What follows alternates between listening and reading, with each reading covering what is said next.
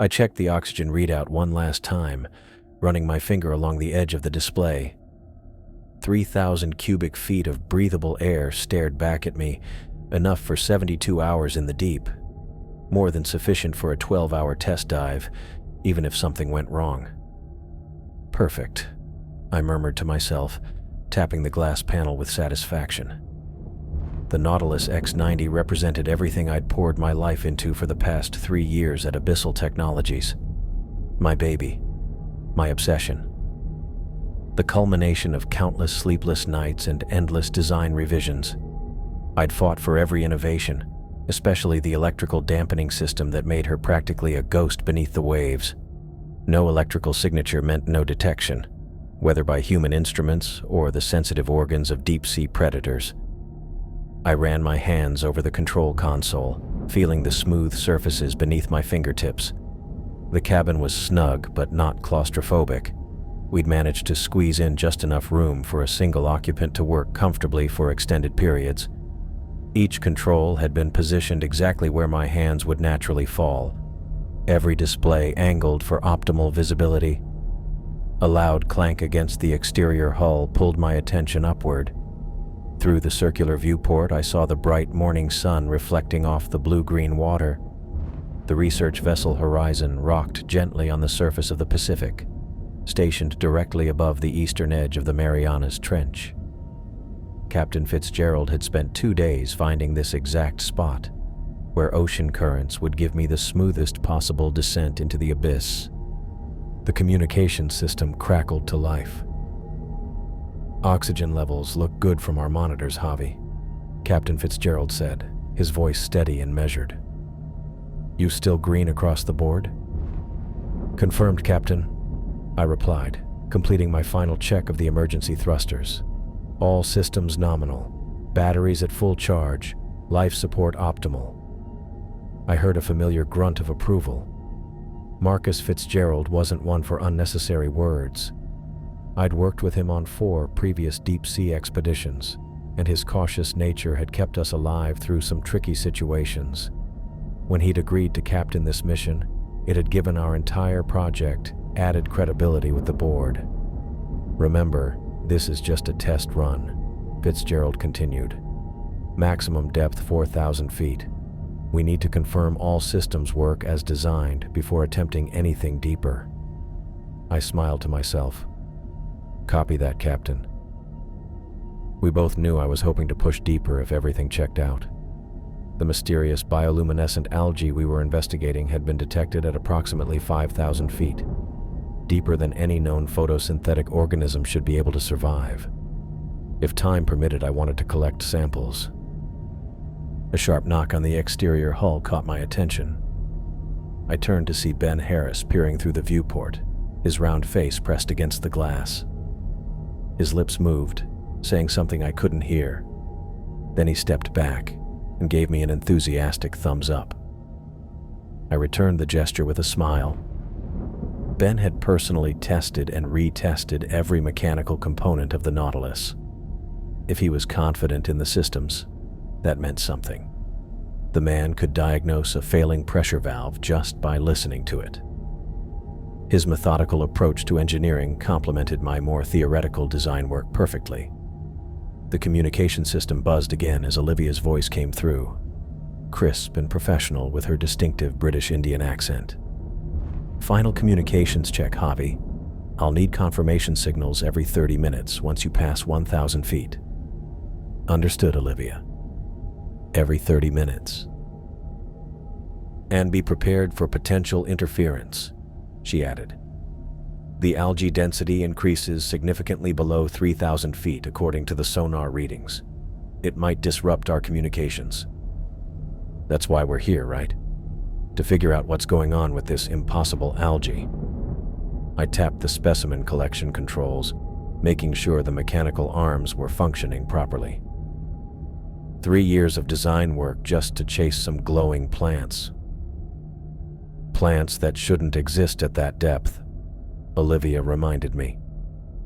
"The board is very interested in potential applications if we can understand how they photosynthesize without sunlight." I nodded, though she couldn't see me. The real-world applications were what had secured our funding, but for me, the mystery was enough. Something was living and thriving in conditions that should make its existence impossible. That alone made this dive worthwhile. "All right, Javi," Captain Fitzgerald's voice returned. "Final authorization for descent. Are you ready?" I took one more look around the cabin. Every gauge, every display, every system showed optimal readings. The Nautilus was ready. I was ready. "Initiating test dive," I confirmed. "Let's see what she can do." I took a deep breath and pressed my back against the padded seat as the mechanical arm of the horizon began to move. The entire submersible swayed slightly as it was lifted from the deck. Through the viewport, I watched the sky disappear, replaced by the sight of the ship's hull, then open air, and finally the dark blue surface of the Pacific Ocean rushing up to meet me. The mechanical arm lowered me slowly, carefully, until the Nautilus touched the water.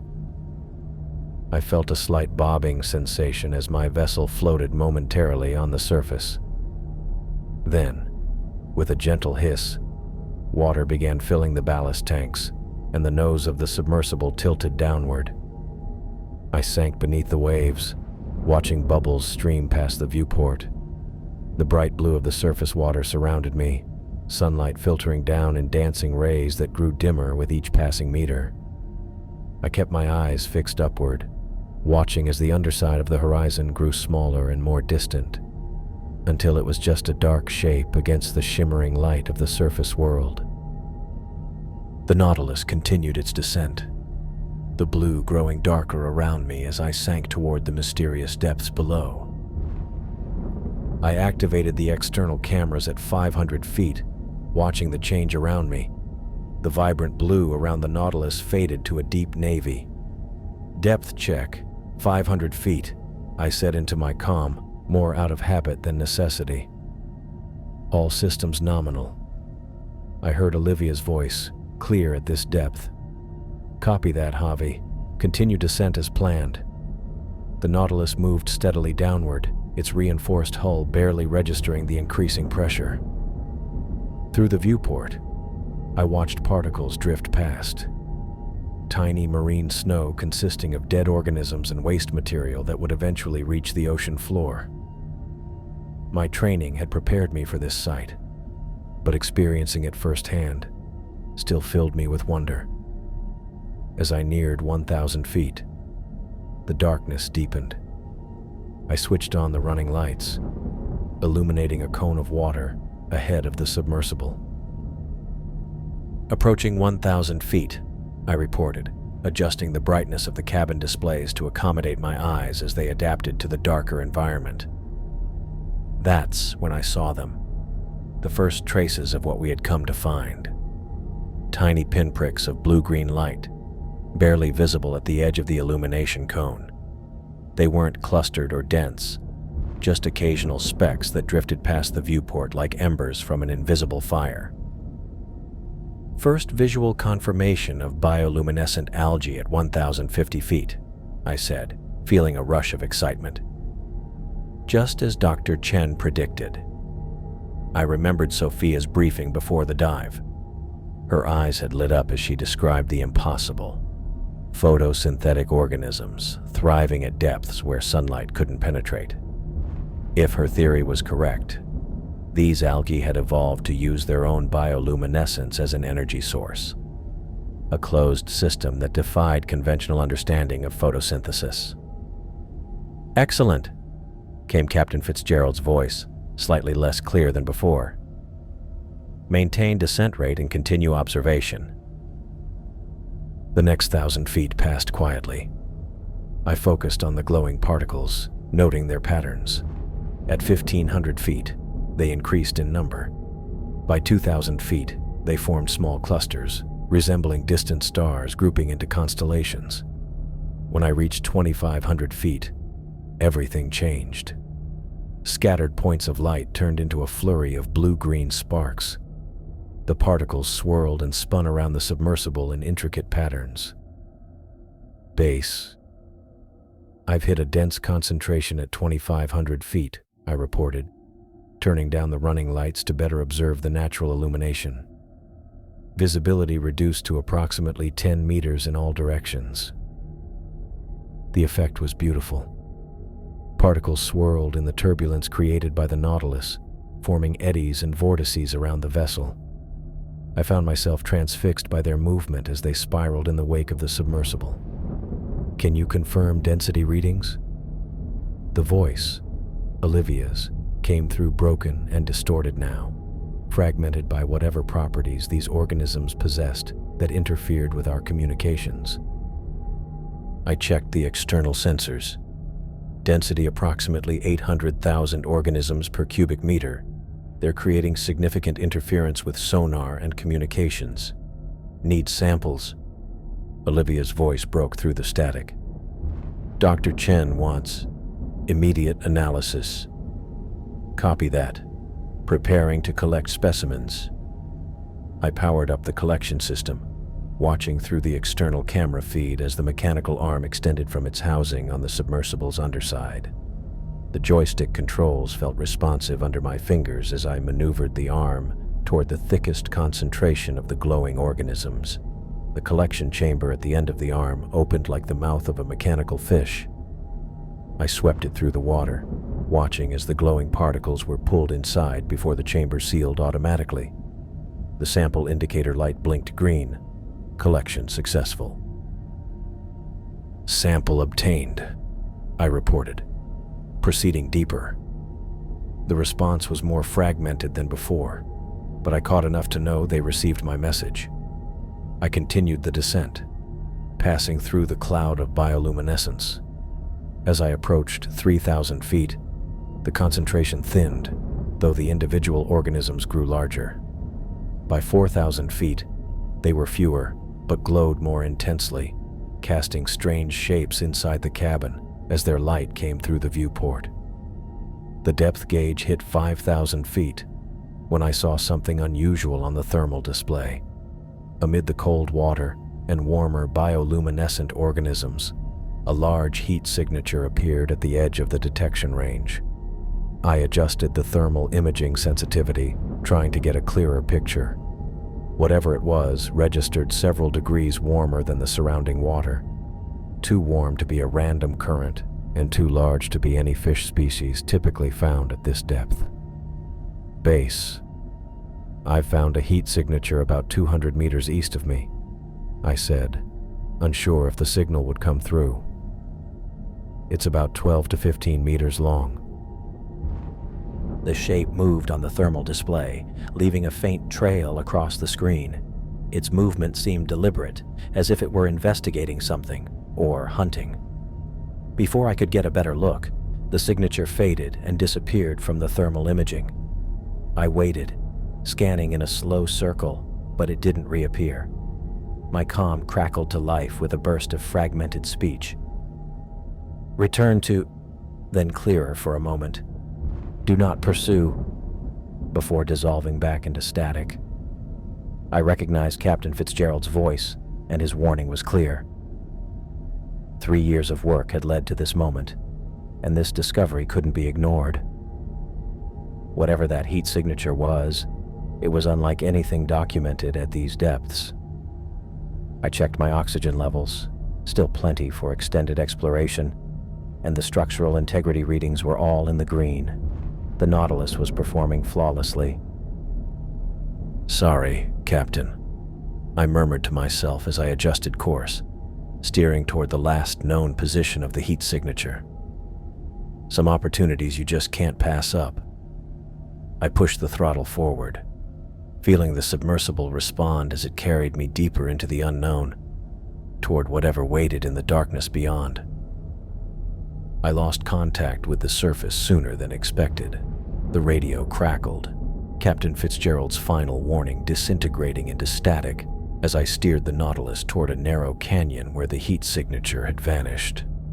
I tapped the communication panel twice, then a third time with more force. Base, this is Javi. Do you copy? Nothing but white noise answered me. I was on my own now.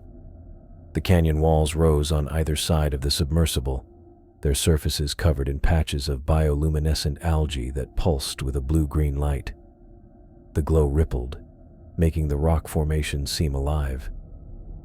I thought I saw an opening in the canyon wall, but it vanished when I adjusted course. I checked the depth gauge and felt my mouth go dry. 7,200 feet. The digital readout seemed to mock me. This was nearly twice as deep as my authorized dive limit. The navigation system displayed nothing but blank space around me. No mapped features, no topographical data, just the empty blue of uncharted territory. "You've really done it this time," I said to myself, voice sounding unnaturally loud in the confined space of the cabin. The canyon narrowed even further, forcing me to reduce speed. I kept both hands steady on the controls, making minute adjustments to avoid scraping against the jagged rock walls. The Nautilus responded beautifully, its thrusters giving me the precision I needed to thread through passages that sometimes left only a few feet of clearance on either side. Every few minutes, I checked the structural integrity sensors, relieved to see them still glowing green. 20 minutes of tense navigation passed. My shoulders ached from being hunched forward, eyes straining through the viewport and monitoring the external camera feeds. The rock formations grew more elaborate the deeper I went. Columns and arches that couldn't have formed through any natural process I recognized. Some looked almost carved, though I knew that was impossible at this depth. The sonar pinged, indicating a change in the terrain ahead. The canyon appeared to be opening into something much larger. As the Nautilus emerged from between the narrow walls, the space before me expanded dramatically, and I couldn't stop myself from gasping. I had entered an underwater chamber of staggering proportions. The algae illuminated enough of the cavern for me to estimate its size, at least half a mile across, possibly more. The ceiling arched high above, lost in darkness beyond the reach of the bioluminescence. The chamber was nearly spherical, with smooth walls that couldn't possibly be natural. "My God," I whispered, reaching for the camera controls to begin recording. The algae was unlike anything I'd seen before. This was a living soup so thick it seemed almost solid. When I turned on the Nautilus's floodlights, the beams barely penetrated a few feet before bouncing back, creating a confusing fog of blue-green light. I immediately tried the communication system again, desperate to report what I'd found. "Base, this is Javi. I've discovered something incredible. Please respond." The static that answered me seemed louder now, more final. The thick rock of the chamber and the crushing weight of the ocean above ensured no signal would make it through. I was completely cut off. I switched to the onboard recording system instead, speaking clearly as I documented my observations. Research log, Javier Rojas. I'm about 7,200 feet below sea level in a large underwater chamber. The space is nearly perfectly spherical and at least half a mile wide. The chamber is filled with bioluminescent algae at a concentration much higher than our previous data.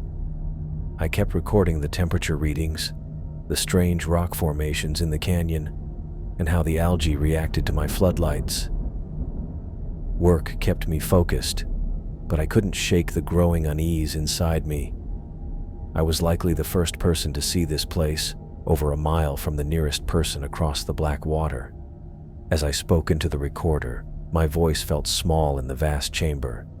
And then there was the other feeling, subtle at first, but increasingly hard to dismiss, a crawling sensation at the back of my neck, the kind you get when someone is watching you. I kept glancing at the viewport, then checking the external cameras, seeing nothing but the swirling patterns in the algae. "The specimens move in coordinated patterns," I said, keeping my voice steady. "The flow seems deliberate at times." I tracked a particularly dense cloud of the organisms as it shifted position, moving against the gentle current created by the Nautilus's presence. For a moment, the cloud formed what looked like a perfect circle before dispersing again. Just coincidence, I told myself, but my hand still reached for the control panel, checking the thermal imaging display. Nothing unusual registered. Just the cool blue of the surrounding water and the slightly warmer patches of concentrated algae. I took notes, recorded measurements, and captured footage of the chamber. The Nautilus drifted through the thick algae, its lights creating shifting patterns around it. My eyes burned from staring at the screens in the viewport, but I couldn't look away. I felt the weight of being watched. I tried to focus on the discovery around me, but my thoughts kept drifting back to the heat signature I'd detected earlier, something large that moved with purpose. It had led me to this place where no human was meant to be. As I adjusted the camera angle to capture another section of the chamber, I saw it, a momentary parting in the algae, like something large had just moved through it. By the time I turned the Nautilus to investigate, the disturbance had vanished, leaving only the gently swirling patterns of countless glowing organisms. The proximity alarm blared through the cabin, its harsh sound making me jump in my seat. My heart skipped as I grabbed the controls, steadying myself. The Nautilus's sensors had picked up something huge about 50 meters behind me. "What the hell?" I muttered, quickly scanning the thermal imaging display. The readout showed fragments of heat, a long, snake-like shape warmer than the surrounding water. Whatever this thing was, it moved with incredible speed for its size, appearing at one edge of the screen before darting across and vanishing again. I tapped the screen, trying to get a clearer image, but the thermal sensors struggled to maintain a lock on the object. The thing was fast, too fast for something so large. Based on the partial readings, I estimated it was at least 10 to 15 meters long, maybe more. Sweat beaded on my forehead as I pulled up the submersible's reference database on the secondary screen. My fingers moved across the touchpad, searching for known large marine creatures in this depth range. Sperm whales. No, wrong shape and they couldn't dive this deep. Giant squid. The heat signature was too warm, and the movement pattern was all wrong. I scrolled through image after image, looking for anything that matched what I was seeing. The database contained everything from common deep-sea dwellers to theoretical cryptids that had never been confirmed. Nothing matched the heat signature I was tracking.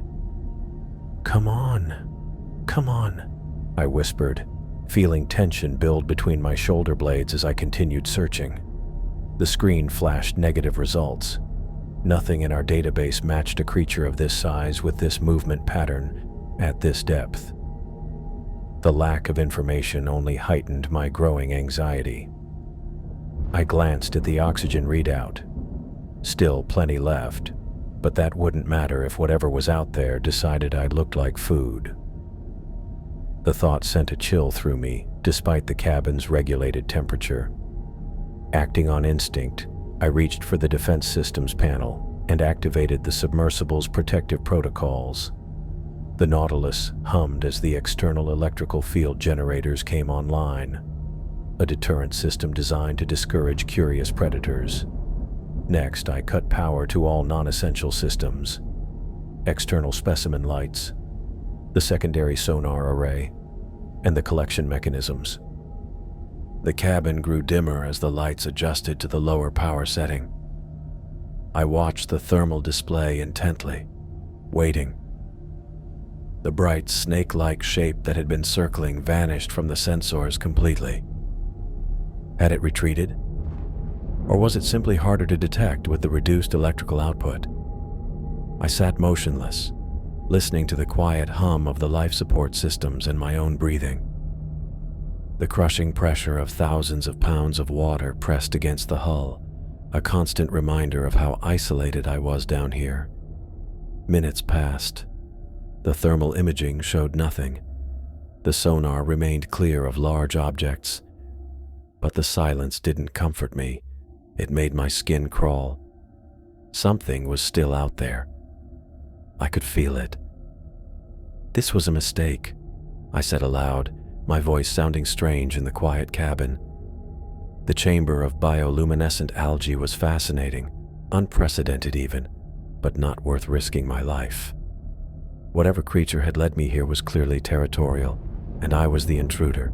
Scientific discovery could wait for another day, preferably with a better armed expedition.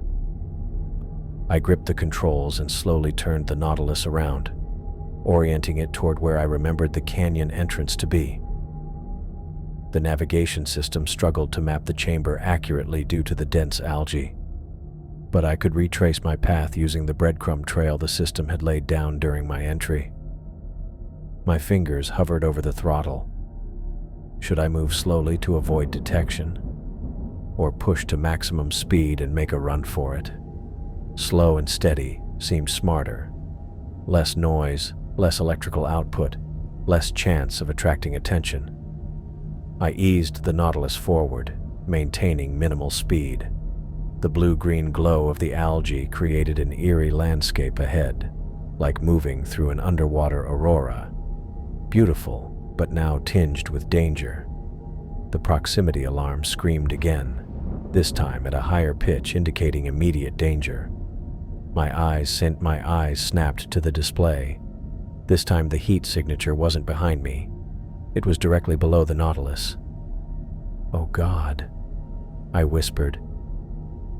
The thermal imaging showed something massive hovering beneath the submersible, its heat signature pulsing like a beating heart. It wasn't moving away or around me anymore. It was positioning itself. I jammed the throttle forward, pushing the engines beyond recommended output levels. The control panel lit up with yellow caution indicators, but I ignored them. Getting away was all that mattered now. The Nautilus lurched forward, beginning to pick up speed, when a tremendous impact rocked the entire vessel. I was thrown against my restraint harness as something slammed into the underside of the sub with incredible force. The blow came from directly below, right where the heat signature had appeared. Metal groaned around me as the reinforced hull absorbed the impact. The Nautilus tilted wildly to one side, then the other, spinning almost 90 degrees before the stabilization systems could compensate. I gripped the controls, fighting to maintain some semblance of directional control. Red warning lights now replaced the yellow caution indicators across the control panel. The ballast system flashed critical warnings, and the depth gauge fluctuated wildly as we lost positional stability. One of the external cameras went offline completely. The impact had damaged it. "Come on. Hold together," I pleaded with the vessel, frantically working the controls to level us out. The emergency backup systems engaged with a low hum, diverting power to maintain critical functions. I'd helped design these systems myself, but I'd never expected to need them 7,000 feet below the surface. Another impact, less powerful but more precise, struck near the propulsion housing. The vessel shuddered, and the engine output meter dropped by 20%. Whatever was attacking knew exactly where to hit us. I switched the remaining functional external camera to a wide-angle view and activated the brightest setting on the floodlights. The swirling algae made visibility poor, but I needed to see what was hunting me. For a moment, there was nothing but the glowing blue-green fog of the bioluminescent organisms. Then, something moved through them, something that parted the algae like a curtain. I caught just a glimpse of it as it passed through the field of vision. A nightmare made real. A massive, elongated body propelled by what looked like powerful flippers. But it was the head that made my blood freeze in my veins. Long and arrow-shaped, it appeared at the edge of the camera's range for just a second before vanishing again. But that second was enough. Even through the murky water and swirling algae, I'd seen the rows of teeth that lined its jaw, dozens of them, sharp and pointed like daggers. The creature moved with the fluid grace of a predator that had evolved to rule these depths. It was no known species, nothing that should exist in the modern world. Yet here it was, circling my submersible, hunting me with deliberate intelligence. I knew enough about paleontology to recognize what I was seeing, even if my mind rebelled against the possibility. The shape, the movement, the hunting strategy. It all pointed to something that should have been extinct for millions of years, something that had somehow survived in this isolated underwater chamber, hidden from the evolving world above. The realization hit me with the same force as the creature's attack on the hull. I wasn't just facing an unknown predator. I was being hunted by a living fossil, a nightmare from Earth's ancient past that had found its way to the present. As if to confirm my worst fears, the creature swept past the viewport itself, close enough that I could see its eye. Ancient, cold, and utterly alien, it regarded me with the detached interest of an apex predator assessing its prey. I pulled back from the viewport as the creature's long head vanished into the blue-green algae. Its rows of sharp teeth were made for tearing flesh. My hands shook on the controls as I tried to process what I'd just seen. The creature had been in my floodlights for only a moment, but that was enough to burn its image into my mind. The most unnerving part wasn't the teeth or the cold eye. It was the neck. As the creature pulled away, I saw its neck stretching back into the darkness, far longer than any marine animal I'd ever studied. It moved in a way that let the head strike with terrifying speed and then retreat just as quickly. My training kicked in despite my fear. I needed information. With shaking fingers, I pulled up the onboard database on the secondary screen, tapping through to marine biology references while keeping my eyes darting between the viewport and the thermal imaging display. Computer, search large marine predators with elongated neck morphology, I said, my voice sounding hollow in the confined space of the Nautilus. The system returned several results, but one image made me stop. I expanded it, comparing the diagram to what I'd seen. The long neck, paddle-like fins, and arrow-shaped head matched perfectly. But the name on the file was confusing. Elasmosaurus. That's impossible, I whispered to myself, scanning the text. Elasmosaurus, marine reptile, extinct for 65 million years. My mind raced. How could a creature from the late Cretaceous period still exist? Yet the evidence was right outside my viewport. Somehow, this isolated deep-sea chamber had preserved what should have been long gone from our world. Before I could process this revelation further, the proximity alarm shrieked again. The thermal display showed the massive heat signature approaching rapidly from behind. The impact hit with far greater force than before. The creature struck the propulsion housing dead on, sending the Nautilus into an uncontrolled spin. I was thrown violently against my restraints. The cabin lights flickered as systems overloaded, and loose items became projectiles in the spinning cabin. My head snapped forward, then sideways, slamming hard against the edge of the control panel. Pain exploded above my right eye, and warm wetness immediately trickled down my face. The metallic taste of blood hit my tongue as I tried to blink away the stars dancing in my vision. Once the spinning slowed, I pressed my sleeve against the cut, pulling it away to see a dark red stain. The cut wasn't deep, but head wounds always bleed heavily. I needed to focus on the damage to the Nautilus. My injury would have to wait. I ran a quick diagnostic, and the results confirmed my worst fears. The main propulsion system was completely offline. The backup systems were functioning, but at severely reduced capacity, just 30% power according to the readings. Multiple red warnings flashed across my control panel.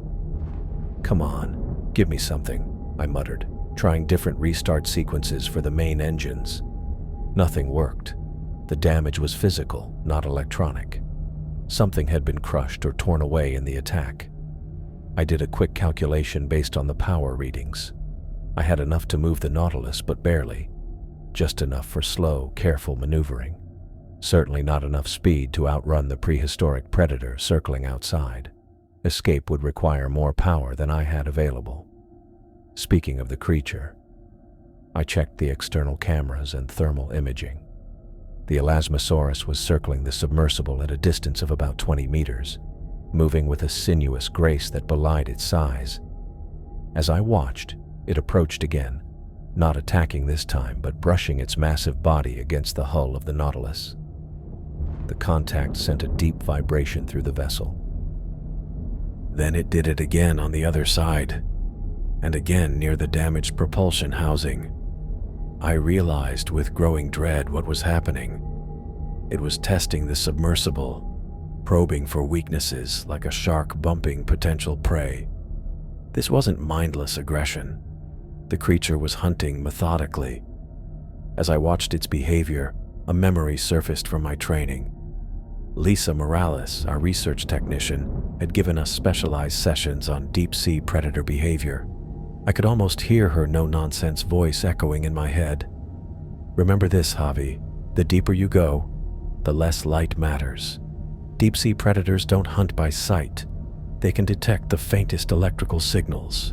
Every piece of equipment you use creates an electrical field these creatures can sense from far away. To them, your submersible is a giant sign flashing, "Dinner's ready."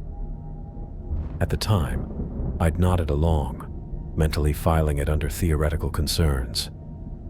Now, watching the ancient predator circling my crippled vessel, testing my defenses, the information took on life or death importance. The Elasmosaurus was hunting me using abilities evolved over millions of years in the darkness. Sensing the electrical output of the Nautilus, just as its ancestors had once detected the neural impulses of prey, I pressed a sequence of buttons on the control console, trying to reset and restart the Nautilus's main engines. The diagnostic had shown physical damage, but I had to try anyway. It was my only way out of this underwater hell. The effect was immediate. The second power surged through the propulsion systems. The water outside the viewport churned violently. My theory was right. The creature's attack intensified with the increase in electrical output.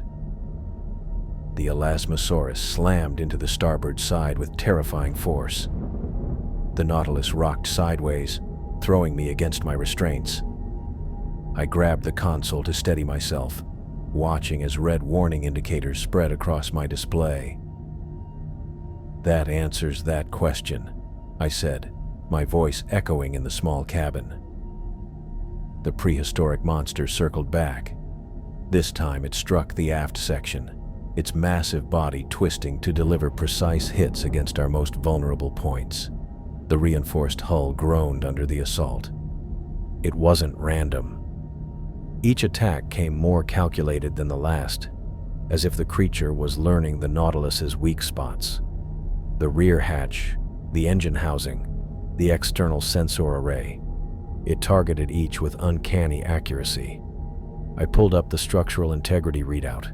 Yellow warning lights blinked across the schematic, concentrated around the engine compartment and the viewport seal. The Nautilus was built to withstand tremendous pressure, but not repeated attacks from a 15-meter prehistoric predator. Another hit rocked the submersible. This time, a yellow warning light turned red. The impact cracked a secondary pressure seal near the propulsion system. If the primary seal went next, I'd have minutes before water pressure crushed the Nautilus like an empty soda can. I needed to think. What had attracted the creature in the first place? The electrical signature. What made it attack more aggressively? The increased electrical output when I tried the engines. I leaned forward, scanning the control panel.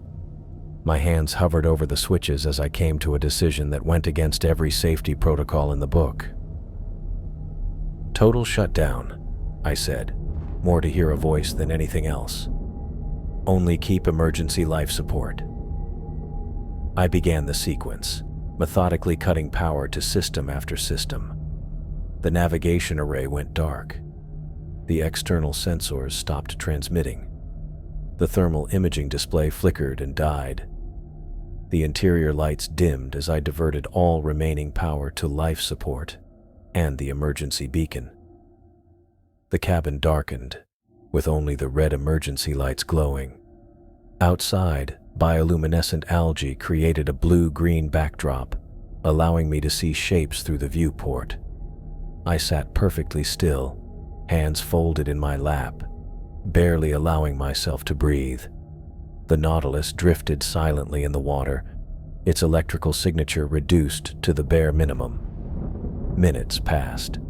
The silence in the cabin was broken only by my breathing and the creak of the hull. I stayed still, afraid that even shifting in my seat might alert the creature to my presence. The strategy seemed to be working. No impacts had come since the shutdown. Maybe the Elasmosaurus had lost interest in prey that no longer announced itself with electrical pulses. I allowed myself a small sigh of relief, my shoulders relaxing slightly from their tense position. That's when I saw it, a massive shadow passing overhead, briefly blocking the ambient glow of the algae. My breath caught in my throat. The creature was still circling. I tracked its movement through the viewport, turning my head slowly to follow its path. The Elasmosaurus moved with less purpose now, its pattern wider, more erratic. It swam slower than before, occasionally pausing as if confused. My plan was working, at least partially. The reduced electrical output had confused the predator, but it hadn't driven it away completely. The beast knew I was here. It just couldn't pinpoint me as easily. I glanced at the life support readout, the only display I'd kept active. The oxygen level indicator made my stomach drop. The green numbers showed less than 6 hours of breathable air remaining, and that was assuming I stayed calm and kept my breathing regular. If panic set in, that time would drop dramatically. 6 hours wasn't enough to wait out a creature that had likely evolved to hunt with patience, and without main engines, I couldn't outrun it. I was trapped in a failing metal tube with a prehistoric monster outside and a dwindling air supply inside. That's when I remembered something. During pre-dive safety training, Engineer Diego Santos talked about deep-sea creatures and their sensitivity to light. We had all half listened, thinking it wasn't relevant to our mission. Most deep-sea predators have sensitive eyes, Diego said, gesturing as he explained. They live in darkness their whole lives. Their eyes never developed protection against bright light. That's why the Nautilus has powerful external floodlights, not just to see, but also as a defense mechanism. I looked at the control panel where the floodlight switches were off. The Nautilus had powerful underwater floodlights meant to light up hundreds of feet of water. To a creature that lived in darkness, those lights would be blinding. It was a long shot. I'd need to power up the floodlights, which would increase my electrical signature and potentially draw the creature right to me. But if I timed it perfectly, waiting until it was directly in front of the lights, I might be able to temporarily blind it long enough to make my escape. I stared at the power switches, weighing my options. The oxygen counter continued its steady countdown. The monster continued its slow, confused circles above me. There was no guaranteed safe choice, but the floodlights might be my only chance. I decided against the floodlights. Not yet. The surface team needed to know my location first, or any escape would be pointless. My fingers found the dedicated emergency beacon switch, protected under its clear safety cover. I flipped it open and took a deep breath. The small red button glowed faintly in the dim emergency lighting. This would send out a powerful electrical pulse, essentially screaming my location to the rescue team on the surface. It would also draw the creature's attention, but I had no other choice. Carefully, I pressed down on the button. A soft beeping confirmed activation, and the small display indicated the beacon was transmitting. The emergency power rerouted successfully to maintain the signal. If Rachel Thompson was still coordinating the search from the horizon, she'd pick up my location. I had barely registered the confirmation when the water outside the viewport churned violently. The creature, which had been making slow, confused circles, suddenly changed its behavior. The lazy, searching pattern transformed into a focused, rapid movement. It cut through the glowing algae with new purpose, spiraling inward toward the Nautilus. "Not good," I whispered to myself, watching its heat signature on the dimmed thermal display. The Elasmosaurus had locked onto the beacon's signal with perfect accuracy. It moved like a missile homing in on a target, no longer confused or searching. The electrical pulse from the emergency beacon might as well have been a dinner bell. I gripped the edge of the control panel as the creature's massive form approached the submersible. The blue-green glow of the algae illuminated its elongated shape as it circled tighter, faster, closing the distance with each pass. Then it stopped circling. Through the viewport, I watched in horror as the Elasmosaurus's impossibly long neck twisted through the water. The creature's head, larger than my entire torso, moved directly in front of the glass. Its jaws, lined with rows of conical teeth, were just inches from the reinforced viewport. My heart froze. I didn't move. I didn't breathe. But instead of attacking right away, instead of those powerful jaws crushing through the viewport, the creature paused. Its head moved in an almost methodical pattern, swaying left to right, up and down. The movement reminded me of a metal detector sweeping across sand. It was scanning the Nautilus. The creature's head tilted slightly, bringing one of its eyes level with mine. I found myself staring directly into the eye of something that should have been extinct for millions of years. The eye was large but strangely clouded, milky and underdeveloped. Despite being inches from the viewport, it showed no reaction to my presence inside. My scientific training kicked in through the fear. I studied the creature as it studied me, the way it moved, the cloudy eyes, the precise reactions to the electrical impulses. It all pointed to one conclusion. This animal didn't hunt by sight. In the perpetual darkness of this deep-sea chamber, eyes would have limited evolutionary value. The Elasmosaurus was hunting by sensing electrical impulses. This ancient predator had evolved in darkness, using electroreception to detect prey, similar to modern sharks but far more sensitive. It wasn't seeing me. It was feeling the electrical field generated by the Nautilus. That's when I realized I had a chance. If its eyes had evolved for darkness, they would be extremely sensitive to light. Any light, but especially the intense beams of the Nautilus's external floodlights. I looked at the control panel. The floodlights were mounted on either side of the viewport, positioned almost perfectly against the creature's massive eye as it hovered there, tasting the electrical field around the vessel. My hands moved across the controls with new purpose. If I was going to do this, I needed maximum power. I began shutting down systems and rerouting their power to the floodlights. Life support, rerouted. Communications, rerouted. Engines, rerouted. I worked quickly, methodically. The oxygen level warning flashed red on the display as I diverted power from the recyclers, but it didn't matter. If this didn't work, I wouldn't need the air anyway. The floodlight charge meter climbed steadily as I channeled everything into them. 70%, 80%, 90%. Outside, the Elasmosaurus continued its scanning, its massive head swaying hypnotically in front of the viewport. Its cloudy eye occasionally passed directly in front of the dormant floodlight, unaware of what I was preparing. The floodlights reached full charge, 100%. With all systems diverted, they would produce a blast of light more powerful than they were ever designed to emit. a flash of artificial sunlight in a world that had never known the sun.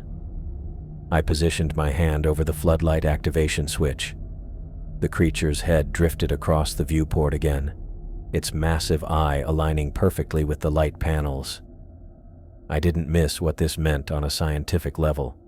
A living fossil that had survived in isolation for millions of years, evolving in darkness, adapting to hunt using only electrical impulses. A discovery that would rewrite paleontology textbooks.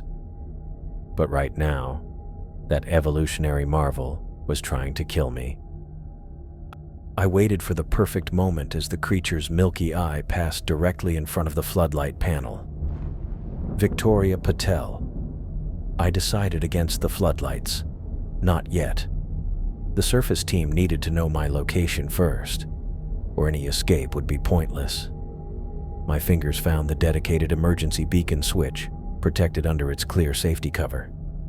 I flipped it open and took a deep breath.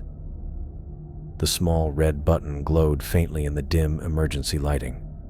This would send out a powerful electrical pulse, essentially screaming my location to the rescue team on the surface. It would also draw the creature's attention, but I had no other choice. Carefully, I pressed down on the button. A soft beeping confirmed activation, and the small display indicated the beacon was transmitting. The emergency power rerouted successfully to maintain the signal. If Rachel Thompson was still coordinating the search from the horizon, she'd pick up my location. I had barely registered the confirmation when the water outside the viewport churned violently. The creature, which had been making slow, confused circles, suddenly changed its behavior. The lazy searching pattern transformed into a focused, rapid movement. It cut through the glowing algae with new purpose, spiraling inward toward the Nautilus. Not good, I whispered to myself, watching its heat signature on the dimmed thermal display. The Elasmosaurus had locked onto the beacon signal with perfect accuracy. It moved like a missile homing in on a target. No longer confused or searching. The electrical pulse from the emergency beacon might as well have been a dinner bell. I gripped the edge of the control panel as the creature's massive form approached the submersible. The blue-green glow of the algae illuminated its elongated shape as it circled tighter, faster, closing the distance with each pass. Then it stopped circling. Through the viewport, I watched in horror as the Elasmosaurus's impossibly long neck twisted through the water. The creature's head, larger than my entire torso, moved directly in front of the glass. Its jaws, lined with rows of conical teeth, were just inches from the reinforced viewport. My heart froze. I didn't move. I didn't breathe. But instead of attacking right away, instead of those powerful jaws crushing through the viewport, the creature paused. Its head moved in an almost methodical pattern, swaying left to right, up and down. The movement reminded me of a metal detector sweeping across sand. It was scanning the Nautilus. The creature's head tilted slightly, bringing one of its eyes level with mine. I found myself staring directly into the eye of something that should have been extinct for millions of years. The eye was large but strangely clouded, milky and underdeveloped. Despite being inches from the viewport, it showed no reaction to my presence inside. My scientific training kicked in through the fear. I studied the creature as it studied me. The way it moved, the cloudy eyes, the precise reactions to the electrical impulses, it all pointed to one conclusion. This animal didn't hunt by sight.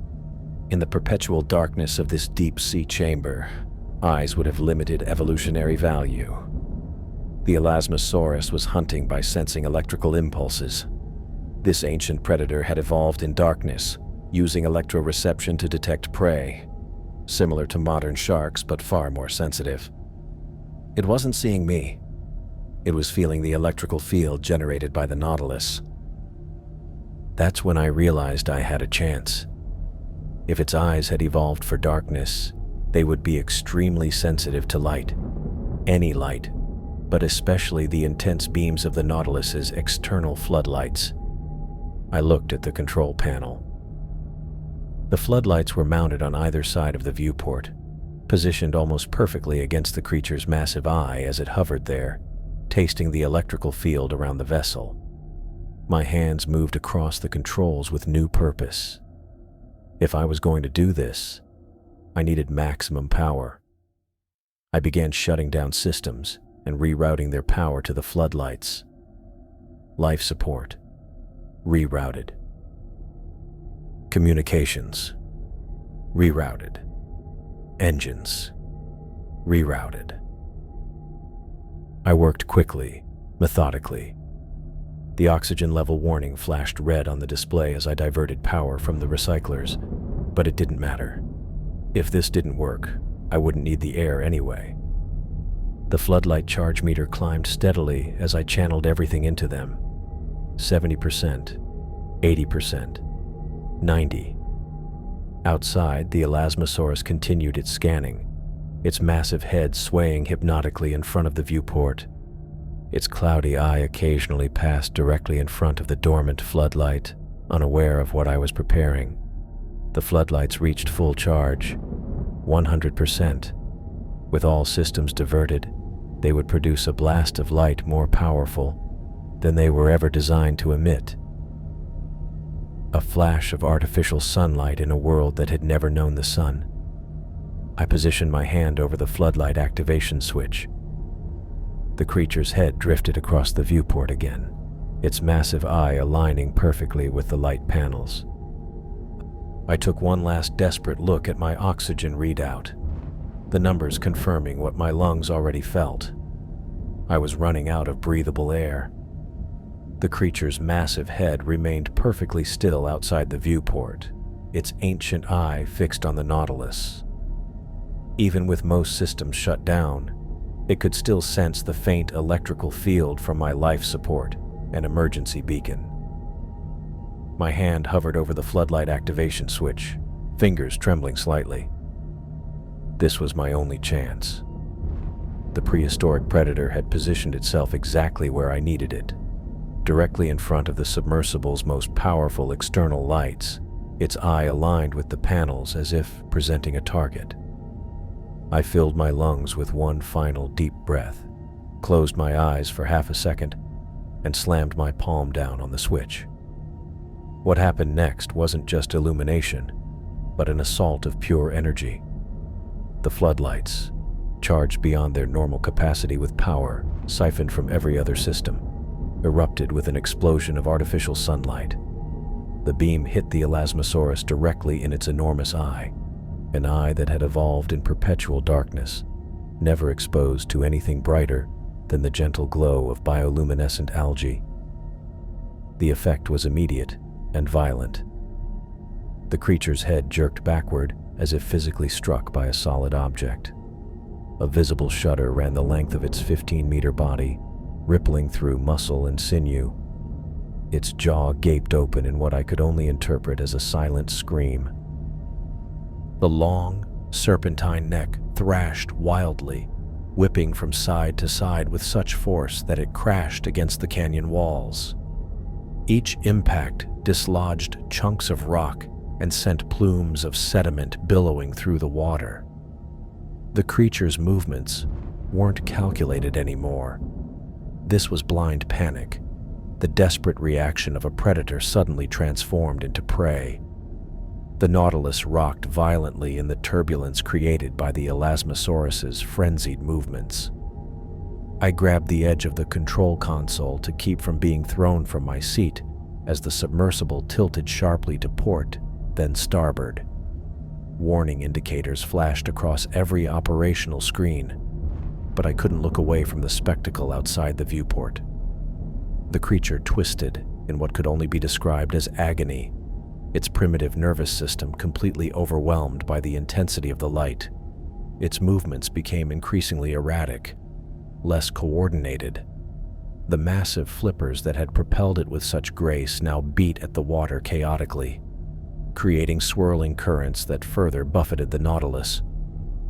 I watched through the viewport as the Elasmosaurus began to retreat, but not with the calculated precision it had shown earlier.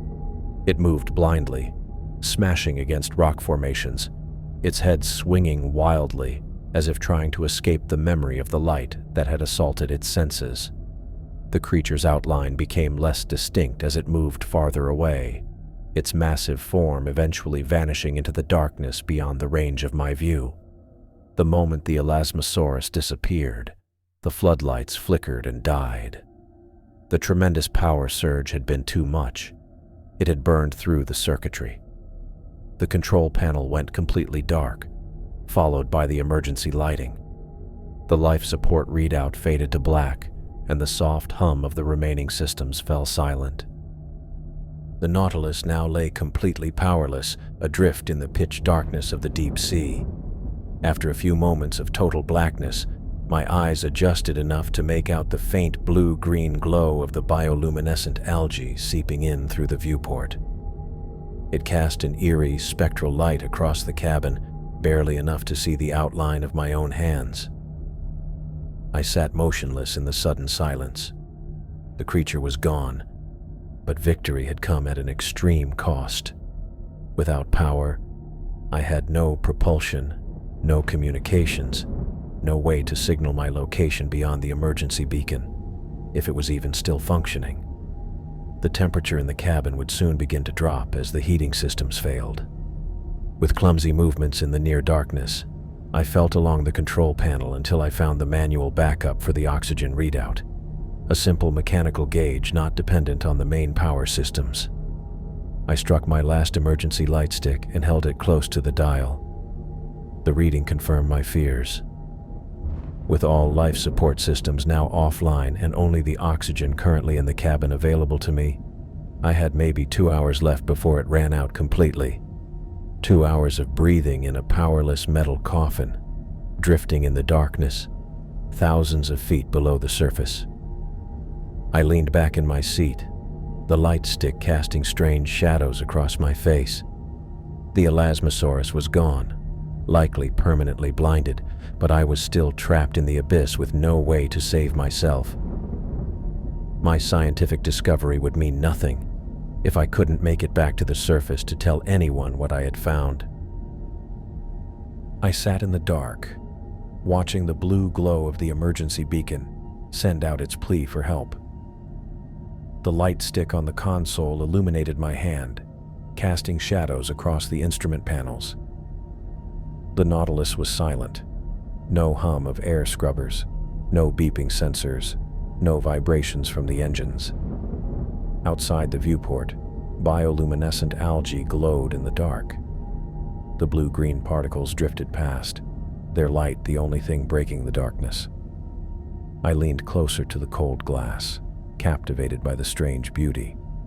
These organisms had likely remained unchanged for millions of years, thriving in their isolated world. The irony wasn't lost on me. After using every last bit of power to blind that ancient predator, I was now finding peace in the soft glow of equally ancient plants. My breath fogged the viewport as I exhaled slowly. I had time to think. What I'd seen, what I'd survived, was beyond comprehension. An Elasmosaurus, a creature that should have been extinct for 65 million years, was alive, hunting in these depths. The scientific implications were staggering. My hand drifted to the collection compartment controls. The specimen samples I'd gathered earlier were still secure inside their pressurized container. Tiny bits of that glowing algae, and perhaps, if I was lucky, a microscopic sample of the creature's skin cells from when it brushed against the hull. DNA evidence of something impossible. Proof that I hadn't hallucinated the whole thing. I checked the oxygen gauge on the wall. The needle was just above the red zone. Based on my breathing, I estimated less than 2 hours left. The cabin temperature had dropped, so I pulled my jumpsuit sleeves down over my hands to stay warm. All this work, I said aloud to the empty cabin, my voice sounding strange after so many minutes of silence. And I might not even get to tell anyone about it. But the thought didn't scare me as it should have. Instead, I felt wonder. I'd seen what no other human had seen, a living fossil, a creature time forgot, in a place humans were never meant to go. The absurdity of my situation almost made me laugh. I'd broken protocol, disobeyed orders, and nearly gotten myself killed, all for discovery. And what a discovery it was. I traced my finger along the crack above my eye where I'd hit my head earlier. The blood had dried, leaving a crusty line that stung when I touched it. A small price to pay for what I'd learned. Time passed in the darkness. Without a working clock, I counted the minutes by my heartbeats, the slow drift of algae past the viewport, and the drop of the oxygen needle. The Nautilus rocked with the ocean currents. I had no control anymore, just like when the Elasmosaurus attacked. All I could do was wait and watch. I must have dozed off at some point, because the harsh beeping of the oxygen alarm startled me awake. My eyes snapped open, and I grabbed the console reflexively. The emergency light stick had dimmed, its chemicals gradually reaching the end of their reaction. The oxygen alarm was the final warning, as Lisa Morales had called it during training. When it sounded, you had about 15 minutes of breathable air left. I took slow breaths, trying to make every molecule count. That's when I saw it. A faint difference in the glow of the water outside. Not the soft, diffused light of the algae, but something directed, artificial. A beam cutting through the blue-green haze. My first thought was that my oxygen-starved brain was hallucinating, creating visions of rescue as a final comfort. But the light grew stronger, more focused. It wasn't moving with the sinuous, predatory grace of the Elasmosaurus. This was direct, purposeful movement, human movement. I pressed my hands against the viewport, my breath quickening despite my attempts to conserve air. The light split into 2 distinct beams, then 4. The shape behind them gradually came into focus. Another submersible, smaller than the Nautilus, but built for speed rather than depth. I recognized the profile immediately. A Remora-class rescue vessel, part of our emergency response team. A wave of relief washed over me so intensely that tears sprang to my eyes. I wiped them away with the back of my hand and fumbled for the emergency docking controls, the only system that could work independently of the main power. Through the viewport, I watched as the rescue vessel maneuvered alongside the Nautilus, its exterior lights illuminating my submersible's hull. I caught glimpses of the Abyssal Technologies logo on my own vessel, looking ghostly pale in the harsh artificial light. The rescue craft circled once, assessing the situation, then approached the emergency docking port located at the top of the Nautilus. The manual indicator next to the hatch blinked from red to green as the rescue vessel established a solid seal. The oxygen alarm continued its insistent beeping as I unfastened my restraints with shaking hands and pulled myself toward the hatch. The docking procedure was completely mechanical, no electricity required, which was exactly why Diego had insisted on such a system during the design phase. I turned the manual release valve, feeling resistance at first, then the satisfying give as the mechanism engaged. The hatch swung inward with a rush of pressurized air that nearly knocked me backward. Standing in the opening was Jason Williams, his powerful frame squeezed into the tight space of the connector tube.